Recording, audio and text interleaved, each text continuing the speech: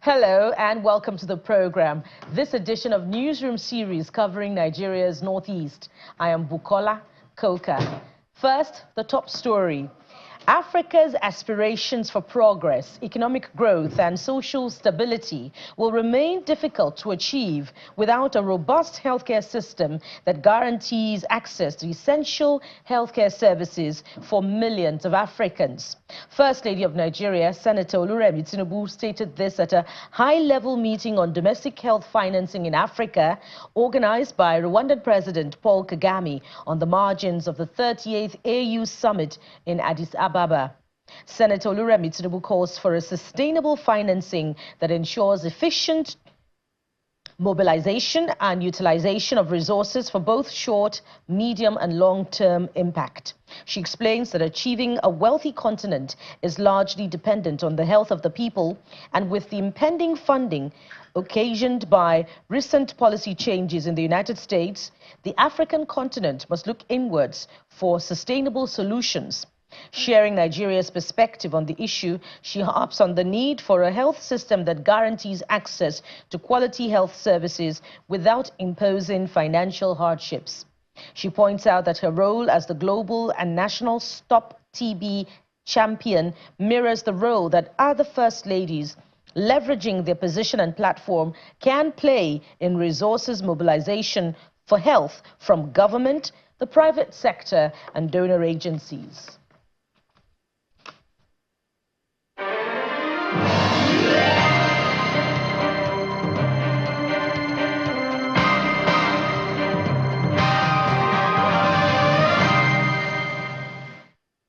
Development experts in northeast Nigeria are advocating proper funding of the remaining 5 years of the Sustainable Development Goals for the restoration of the region faced with armed conflict.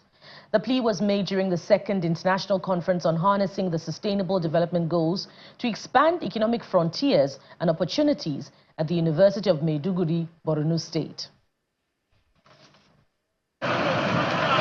The 2030 Agenda for Sustainable Development, adopted by all United Nations members in 2015, created 17 World Sustainable Development Goals, which targets peace and prosperity for people and the planet, while tackling climate change and working to preserve oceans and forests.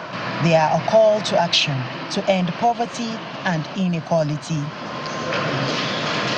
At the second International Conference of the Faculty of Management Sciences, University of Maiduguri, Borno State, scholars, policymakers, industry experts and researchers seek to harness the Sustainable Development Goals as well as engage stakeholders on the expansion of economic frontiers and opportunities in Northeast region faced with the Boko Haram conflicts. Over the next few days, we will be engaged in rigorous discussions and knowledge sharing, as well as explore the complexities of sustainable development, examine the challenges and opportunities of expanding economic frontiers, and identify emerging solutions.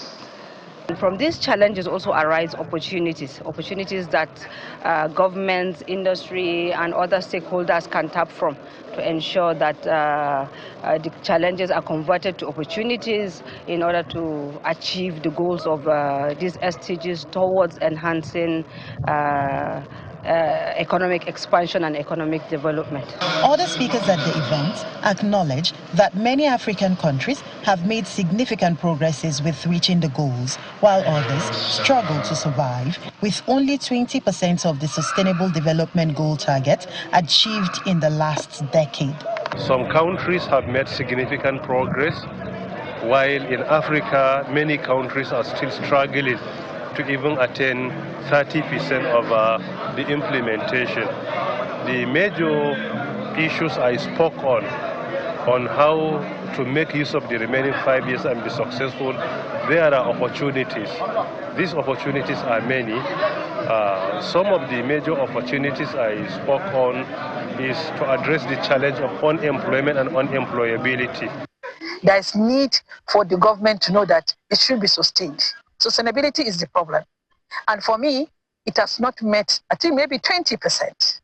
They still have a long way to see that these goals have been achieved, especially in developing nations and then in most of Nigeria and most of our states in Nigeria.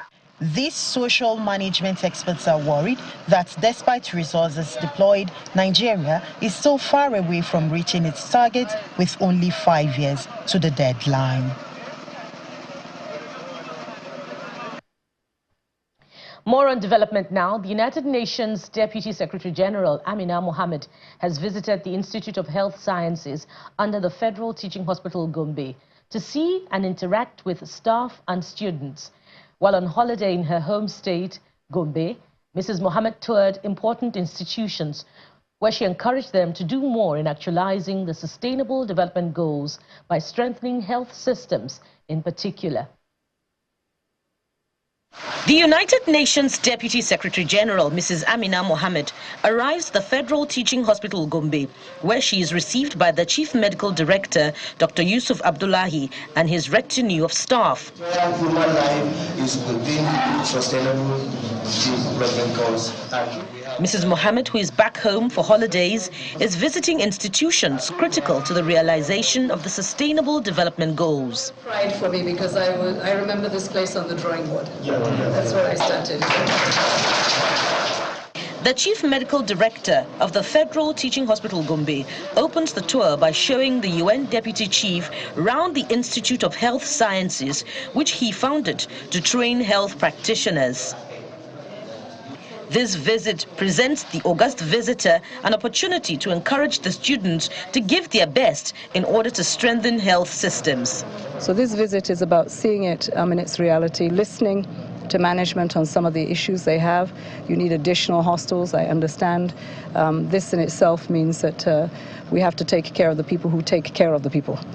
Describing Governor Inuwa Yahaya as a health systems man, Mrs. Mohammed also highlights the role of local governments in achieving healthcare goals. I really want to congratulate the governor because His Excellency has always supported federal initiatives. This was a state hospital. It got to the stage of being a federal medical center, and we're very proud of it. I'm very proud that the management here of the center is thinking big, is thinking health systems, is thinking about reducing the health indices of the state, which around the nation are not good.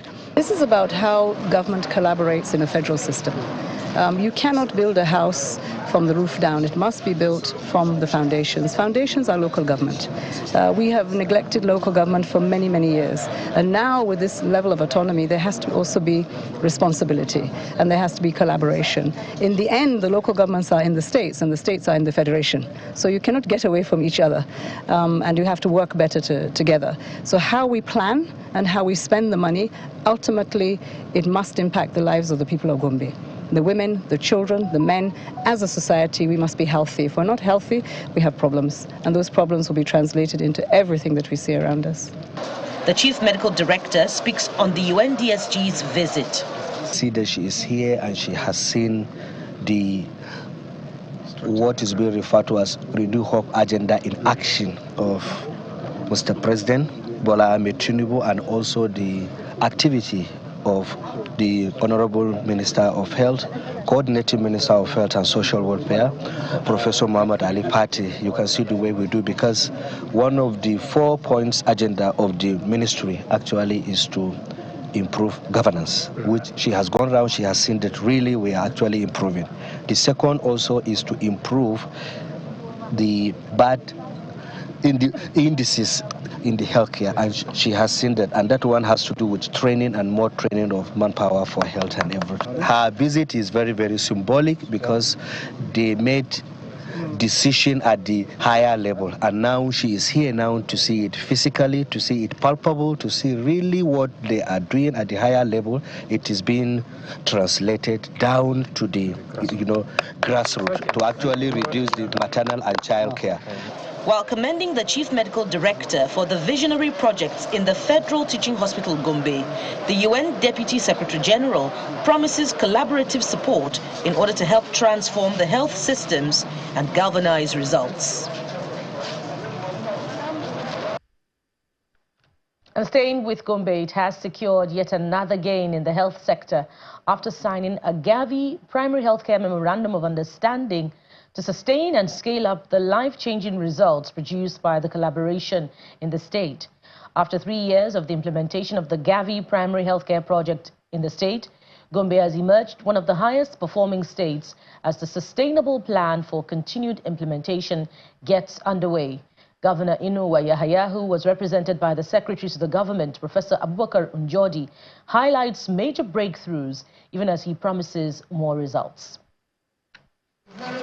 This is the official signing of the Gavi PHC Memorandum of Understanding at the new banquet hall of the Gombe State Government House.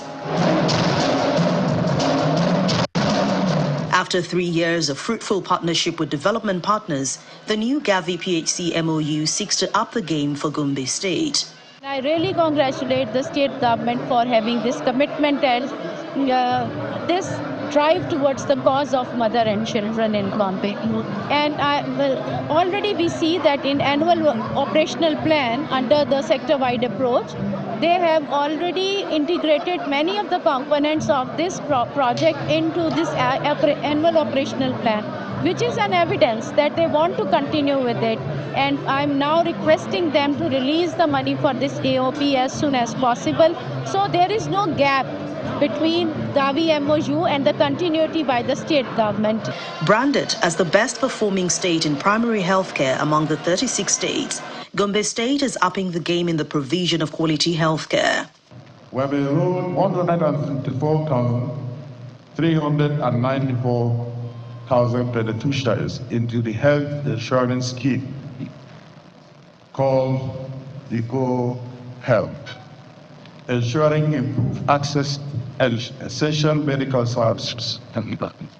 I'm delighted to report significant progress in maternal and child health indicating immunization, antenatal care, and hospital delivery as revealed by the Nigerian Demographic and Health Survey 2024.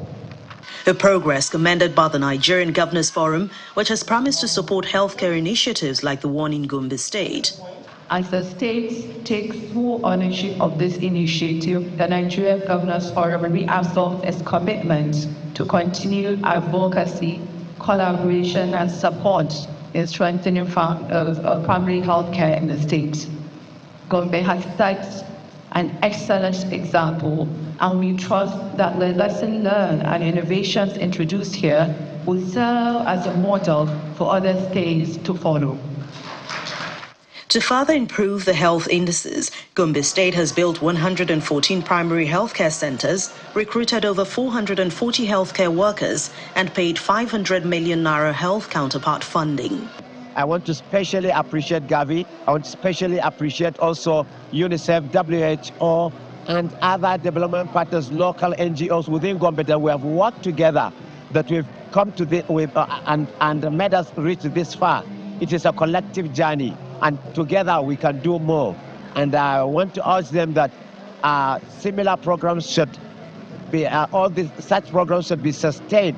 And the collaboration should not just end at the Gavi MOU. It's a structure and system has been strengthened, and we want to continue that. This is the official handover of the Gavi PHC MOU on the way forward by Gavi.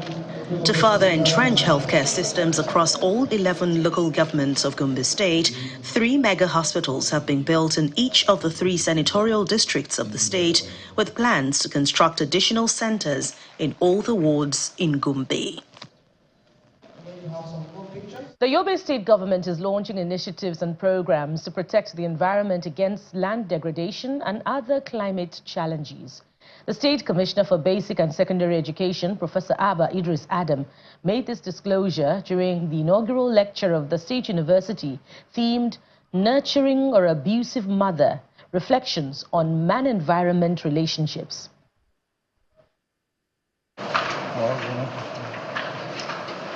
Members of the Senate of the Yobe State University, Damaturu, filed into the venue for the institution's inaugural lecture. State government officials, scholars, researchers, staff and students of the university are in attendance at this lecture on the environment, the institution's contribution to addressing some of the challenges in the state. Inaugural lecture is a distinguished academic tradition that signifies the formal assumption of full professorial status. It is a platform for the appointed professors to present the breadth and depth of their scholarship, to reflect on their academic journey, and to share insight on the contribution and contribute to the advancement of knowledge in their various fields of endeavor. The lecture is delivered by the Vice Chancellor of the institution, Professor Mala Daura, a professor of geography and environmental, who warns that degradation will continue if human activities continue to impact the environment and urges residents of the state to take care of the environment. We shall examine how nature provides for us and how human activities disturb this balance. The moment the balance is disturbed, then it will affect our entire livelihood. The repercussions of our environment's misuse will always turn down on us. Yobe State's Governor May Malabuni weighs in on the discussion through the Commissioner for Basic and Secondary Education, Professor Abba Idris Adam, who highlights the state government's efforts to address the environmental challenges in the state. Yobe State government, in collaboration with the World Bank, we launched AgriSal, Agri-Climate Change in Semi-Arid Land. Besides, there is a council on climate change, and also a pilot study on the impact of climate change on basic and secondary education, because we believe it is only when the environment is clean and safe that the economic and social activities can go on. So without clean environment, without environment that is so protective, without environment that is away from man-made destruction, the entire society will be gone. There will be no peace, there will be no livelihood. Late last year, the Yobe State government took a bold step to address environmental challenges with the inauguration of the Erosion Control and Climate Change Council, an initiative that aims to combat carbon emissions, manage erosion, and address long-standing environmental degradation.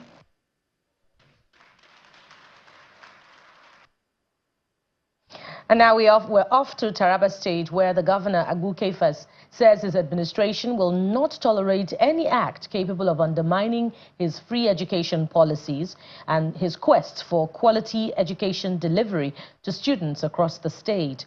The governor made this disclosure when he paid an unscheduled visit to Hawaii Primary and Secondary School in Jalingo, the state capital, where he discovered that over 4,500 students share just a few classes in the school. He didn't ask you to come. He asked you to come? No. The free and compulsory education policy of the Taraba State Governor, Agu Kefas, has led to a surge in the number of students enrolled into schools and a reduction in the number of out-of-school children. This unscheduled visit by the state governor to Hawaii Primary and Secondary School in Jalingo, the state capital, is to ascertain the impact of the free education policy in terms of qualitative teaching and infrastructure. As small as the school premises seems, over 4,000 students share classes with poor infrastructure, a situation the governor says does not meet with the state standards. We have to look for other areas where we can build more schools. This school cannot take this number of students.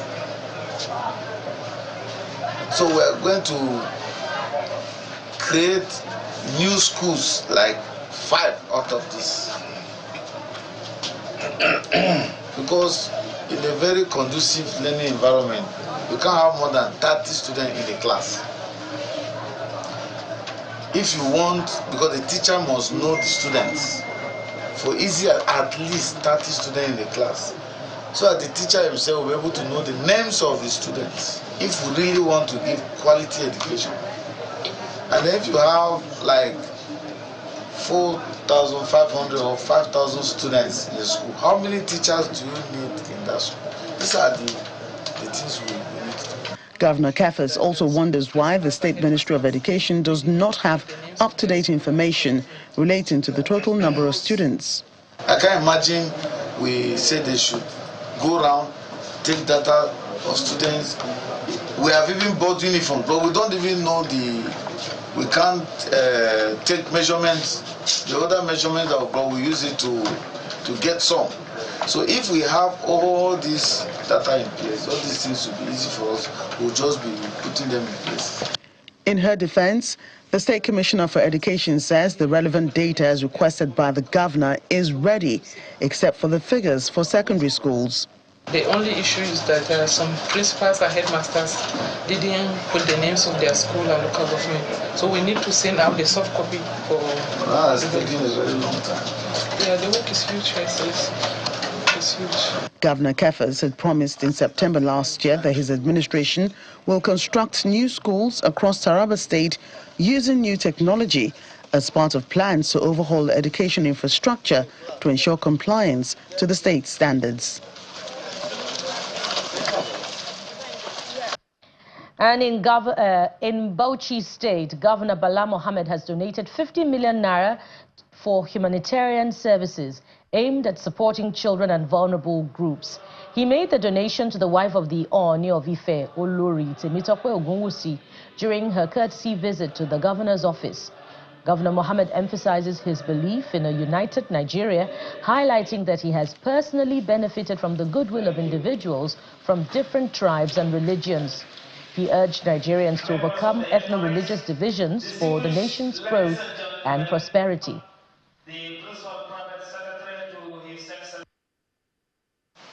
Going through my career, I have been helped by people other than those that came from Bauchi. Paradoxically, some of my detractors or traducers come from Bauchi, but those who help me come from outside. This is the futility of sentiments. People should learn from all this and to put the icing on the cup or the icing on the cake. The person who was responsible for my coming into national limelight is Jonathan, President Ebele Jonathan from the Niger Delta. I only went to Abuja to become a senator, and he made me a minister. Not only a minister, minister of the FCT, something. So you can see I'm so detribalized. And when I met His Imperial Majesty the day I met him at the airport, I knew I was meeting a leader. We thank you most sincerely, and on behalf of the government, we will donate a little money to the High Foundation, about 50 million naira, so that we can continue to do this. And that we will be giving this money before you go, by the grace of God. I know that His Imperial Majesty has enough, but we will be proud to say that we have contributed a little to his big treasury of philanthropy and good heart that he is showing to the world.